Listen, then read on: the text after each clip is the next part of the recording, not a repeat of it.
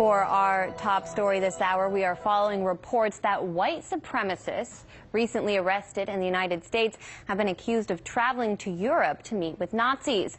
In October, we brought you news of multiple FBI arrests made targeting the so-called Rise Above movement. That throughout the month, the group's leader, Robert Rundo, and 4 other men were detained and slapped with multiple charges, including conspiracy to start a riot.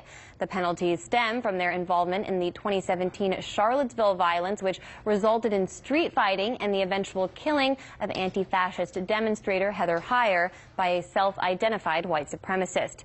Now, thanks to the criminal complaint filed against Rundo, we are learning more about the international ties maintained by Rise Above.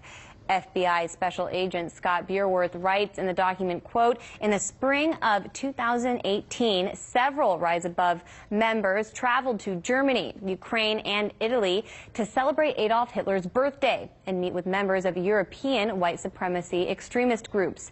Bierworth says the men spent time with individuals affiliated with the Azov Battalion, which according to Bierworth is, quote, "a paramilitary unit of the Ukrainian National Guard, which is known for its association with neo-Nazi ideology and the use of Nazi symbolism, and which is believed to have participated in training and radicalizing United States-based white supremacy organizations."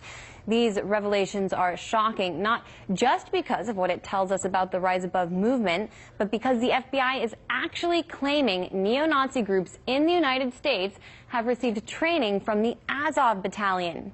You can see the flag for the battalion. It's actually cut off in this picture, but you would be seeing a flag which belongs to the group and its resemblance to the Nazi swastika emblem. Now, this is significant because the battalion has played a major role in the U.S.-backed fight against pro-Russian separatists in Ukraine's east. Earlier this year, the Trump administration approved the sale of heavy weapons to Ukraine, sparking fears the equipment could fall into the hands of neo-Nazis. As professor of Russian studies, Stephen Cohen writes at The Nation magazine, quote, "Congressional legislation recently banned Azov from receiving any U.S. military aid, but it is likely to obtain some of the new weapons recently sent to Kiev by the Trump administration due to the country's rampant network of corruption and black markets." With the Azov Battalion in question, we're joined now by RT producer Nebojia Malik. All right, Neb, what does it tell us about U.S. policy in Ukraine if Washington's allies in that civil war are now, according to the FBI, providing training to white supremacist organizations in the U.S.? That is just a staggering revelation. Not unexpected, unfortunately, for many of us observers of things in Ukraine since 2014, because it was the neo-Nazi groups that were behind the original Maidan coup in February 2014 that brought the current Ukrainian government into power, and it was entirely backed by the U.S. By the State Department at that time and the U.S. ambassador to the country and so on and so forth. And it was the Europeans who tried to negotiate some sort of transfer of power, and that sort of got trampled in the transaction, which caused many problems between Moscow, Washington, and the European capitals. And it's sort of, we're seeing that legacy dragged out to the present day. And it's really fascinating that the Trump administration actually took a harder line on Ukraine and backing the policy they essentially inherited from Barack Obama and Hillary Clinton. And because probably partly due to the entire Russiagate hysteria in the media, because of the whole, oh, you changed the Ukraine platform, no, we didn't, and back and forth. And that ended up being where we are today. What message should Americans who fight to oppose white supremacy in the United States take away from this development, though? I mean, because I don't feel like they can make the connection between what happens here and what the United States does abroad. And that's a valid question, because there's always blowback, and there's been a lot of writing on this for years and years and years to comment on the wars in Iraq and Afghanistan, for example, as examples of this. But Ukraine is one of those cases where, you know, here's the U.S. trying to, you know, hurt Russia or whatever, and ends up backing up literal Nazis who end up exporting that ideology into the U.S. So essentially all of this U.S. assistance to Ukrainian democracy, whatever, comes back aiding the neo-Nazis in the U.S. It's absurd, and it's a perfect example of blowback. Quite a few people, though, at the time like yourself, raised this question, saying, look, what is the United States doing back in 2014 supporting groups which are openly affiliated with Nazis?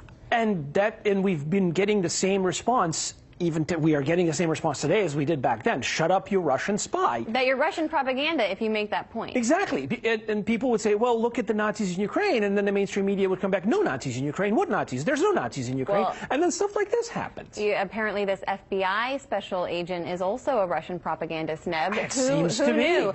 This week, a Ukrainian anti-corruption activist died of wounds she sustained in an acid attack which targeted her in late July. How does her death relate to this conversation? Well, she was a Maidan supporter, but she wasn't a militant from everything that I've heard, and she was attacked as insufficiently patriotic by one of these neo-Nazi groups, because Azov is not the only one of them. I mean, obviously they walk around with the Wolfsangel and the Black Sun on their flag, but there's many, many other groups, and one of the people who was most prominent in this movement made it to be the police minister in the country. I mean, these are not just fringe groups, they're part of the government. Yeah, I mean, get into how Nazi sympathizers have been emboldened since the coup. Well, absolutely. I mean, they took over the government, practically. The front of the government, the public face, is President Poroshenko or Turchinov and Yatsenyuk and all these other people, but who come and go. But the actual law enforcement and force structures of the Ukrainian government have pretty much been in the hands of these extremists from day one of the Maidan, of the coup.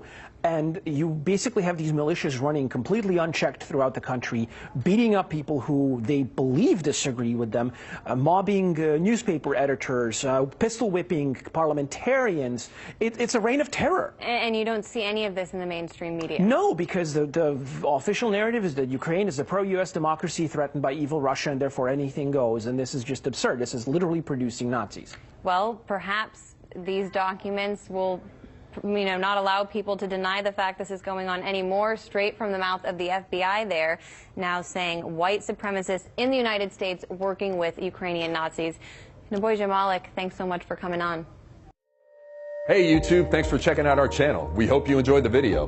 We have tons of content for you just like this. For more of RT America's one-of-a-kind news and analysis, be sure to subscribe and never stop questioning more.